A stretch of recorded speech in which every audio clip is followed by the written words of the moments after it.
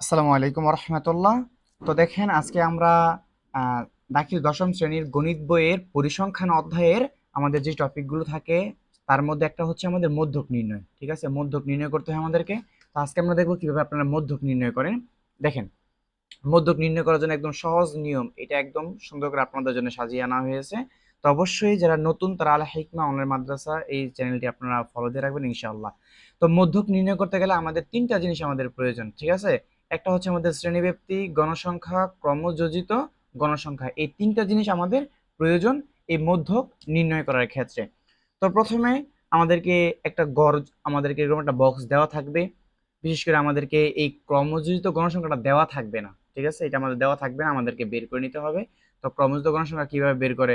ক্রমযোজিত গণসংখ্যা বের করার নিয়ম হচ্ছে, ঠিক আছে, আমরা শিখবো যে ক্রমযোজিত গণসংখ্যা বের করার নিয়ম। তো ক্রমযোজিত গণসংখ্যা বের করার নিয়ম হচ্ছে যে প্রথমে এখানে যে গণসংখ্যাটা আছে এটা আপনি এখানে প্রথমে লিখবেন। লেখার পরে এইটার সাথে আপনি কোনাকুনি করবেন। এই যে দেখেন কোনাকুনি, এই যে কোনাকুনি, অর্থাৎ এই 4-এর সাথে আপনি এই 15-কে যোগ করে দিবেন, তাহলে কত হয়? 19 হবে। ঠিক আছে, এরপর আবার এই 19-এর সাথে আপনি এই 25-কে কি করবেন? যোগ করে দিবেন। এই যে দেখেন 19-এর সাথে 25-কে যোগ করলে 44 হয়। আবার এই 44-এর সাথে আপনি কি করবেন? 4-কে আপনি যোগ করে দিবেন। তাহলে 44-এর সাথে যদি আমি 4 যোগ করি তাহলে হচ্ছে আমার কত? 48। আবার 48-এর সাথে আপনি এই 2 কে আপনি কি করে দিবেন? যোগ করে দিবেন। এই হলো আপনার 50। এটাই হচ্ছে আপনার ক্রমযোজিত গণসংখ্যা বের করার নিয়ম। তো প্রথমে আমরা লিখব যে আমরা জানি মধ্যক নির্ণয় যে সূত্রটি আছে এটা আমরা প্রথমে লিখব। এই যে মধ্যক নির্ণয়ের সূত্র, L plus n/2 minus fc into h/fm, এটা হচ্ছে আমাদের মধ্যক নির্ণয়, মধ্যক নির্ণয় করার সূত্র।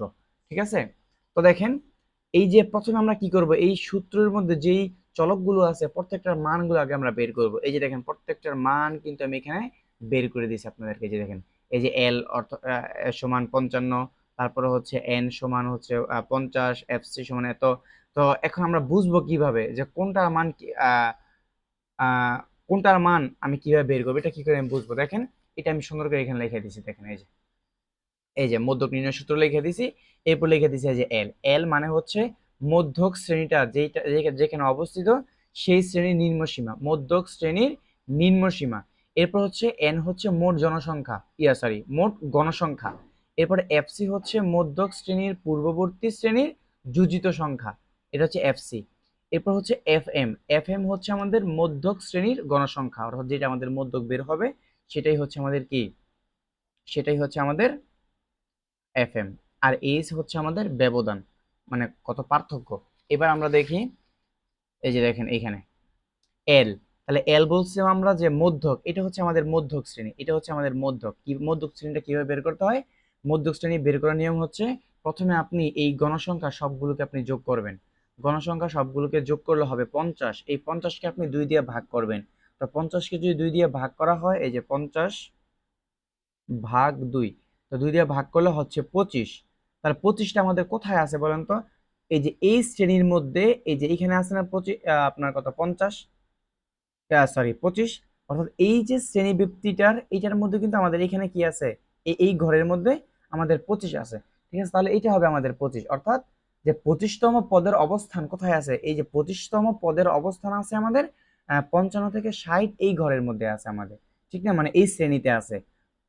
25তম পদের অবস্থান 50 থেকে 59 এই শ্রেণীতে আছে। অতএব এটা হচ্ছে আমাদের কি, এটা হচ্ছে আমাদের মধ্যক, এটা হচ্ছে আমাদের মধ্যক। তাহলে মধ্যকটা আপনি কিভাবে বের করবেন? প্রথমে আপনি গণসংখ্যা সবগুলো যোগ করবেন, যোগ করলে হচ্ছে এখানে 50। এই 50-কে যদি আপনি 2 দিয়ে ভাগ করেন তাহলে বের হবে 25। তাহলে 25টা এখন কোন শ্রেণীতে আছে? এই যে এই শ্রেণীতে আছে না 25টা, এই যে এটা এই শ্রেণীতে, এই যে এখানে 25 আছে। অতএব এটা হচ্ছে আমাদের কি, মধ্যক। তাহলে এই যে মধ্যক শ্রেণীর নিম্ন সীমা, এটা হচ্ছে নিম্ন সীমা, এটা উচ্চ সীমা। তার নিম্ন সীমা কত? এখানে এই যে এল, এই নিম্ন সীমাটা হচ্ছে আমাদের এল। তাহলে এল সমান 55।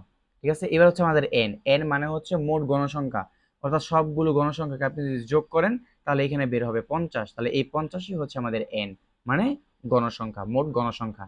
এবার হচ্ছে আমাদের এফসি। এফসি হচ্ছে আমাদের যে মধ্যক শ্রেণীর, ওই যে আমরা এখানে বলছিলাম যে মধ্যক শ্রেণীর পূর্ববর্তী শ্রেণীর যোজিত সংখ্যা। তাহলে এটা হচ্ছে মধ্যক শ্রেণী। এই মধ্যক শ্রেণীর পূর্ববর্তী শ্রেণী হচ্ছে আমাদের এইটা। ঠিক না, এইটা মধ্যক শ্রেণী, এটার পূর্ববর্তী শ্রেণী হচ্ছে এইটা। তাহলে এইটার যোজিত সংখ্যা, এই যে ক্রমযোজিত, এই যে যোজিত সংখ্যা হচ্ছে আমাদের 19, তার মানে এই এফসি হচ্ছে আমাদের 19। অর্থাৎ যেখানে আমাদের মধ্যকটা অবস্থিত, এখানে মধ্যকটা অবস্থিত, এই মধ্যক শ্রেণীর পূর্ববর্তী শ্রেণী, এই যে এটা হচ্ছে পূর্ববর্তী শ্রেণী, এই পূর্ববর্তী শ্রেণীর যোজিত সংখ্যা, এই যে দেখেন যোজিত সংখ্যা, এইটার যোজিত সংখ্যা। ঠিক আছে, তাহলে এখানে দেওয়া আছে 19, এই 19টা হচ্ছে আমাদের এফসি।